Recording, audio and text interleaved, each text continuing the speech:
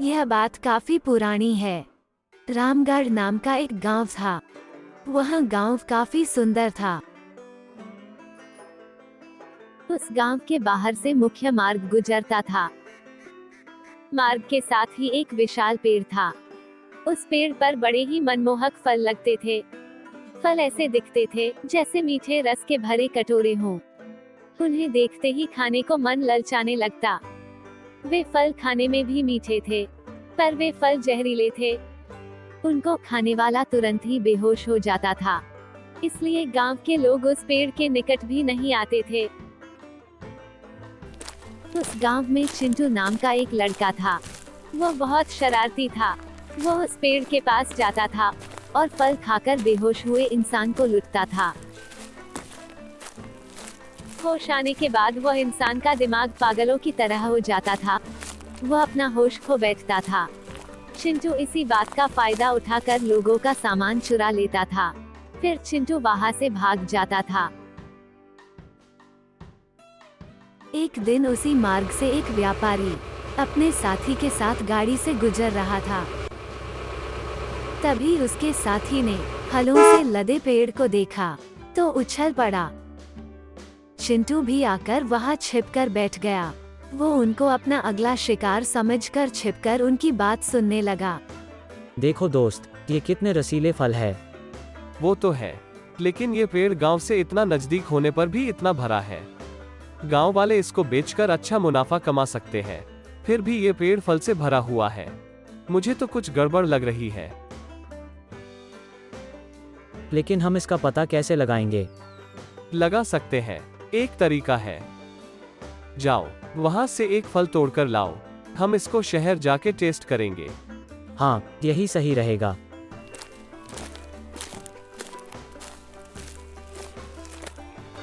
फिर वह उस पेड़ से एक फल तोड़कर अपने पास रख लेता है और फिर दोनों गाड़ी में बैठ के शहर के लिए निकल जाते हैं। चिंटू उनकी बात सुनकर परेशान हो जाता है, क्योंकि वह उनको लूटने का सोच रहा था। पर वो व्यापारी होशियार था। फिर परेशान चिंटू अपने घर चला जाता है। इधर व्यापारी अपने शहर के मित्र को पूरी बात बताता है। वह उसे अपने ल्याब में बुलाता है।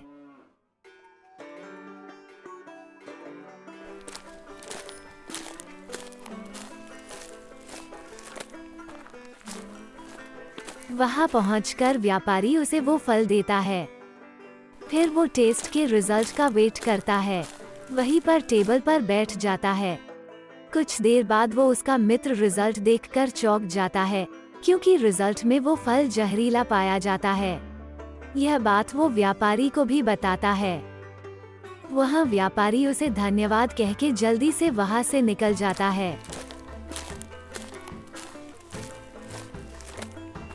फिर वो व्यापारी वापस उसी जगह पर जाता है और वो वहाँ एक लकड़हारा को भी बुला लेता है, क्योंकि उस फल को खाने की वजह से किसी की जान भी जा सकती थी।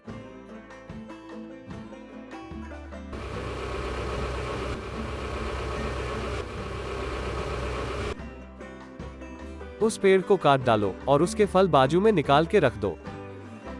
यह कहकर वो दोनों बाजू में खड़े हो जाते हैं और वो लकड़हारा पेड़ को काटने लग जाता है।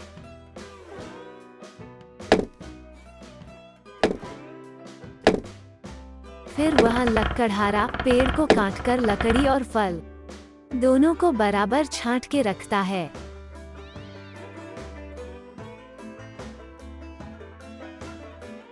फिर वे लकड़हारा को बोलते हैं, तुम इस लकड़ी को बेचकर अपने पैसे कमा लेना और इन जहरीले फल को कहीं दूर फेंक देना, जिससे कोई इसको खा न पाए। तभी चिंटू वहां से गुजर रहा होता है। वह कटा पेड़ देखकर हैरान हो जाता है। उसे समझ आता है कि ये उसी व्यापारी ने किया है। चिंटू को भी अपनी गलती का एहसास होता है। बुराई का अंत बुरा ही होता है।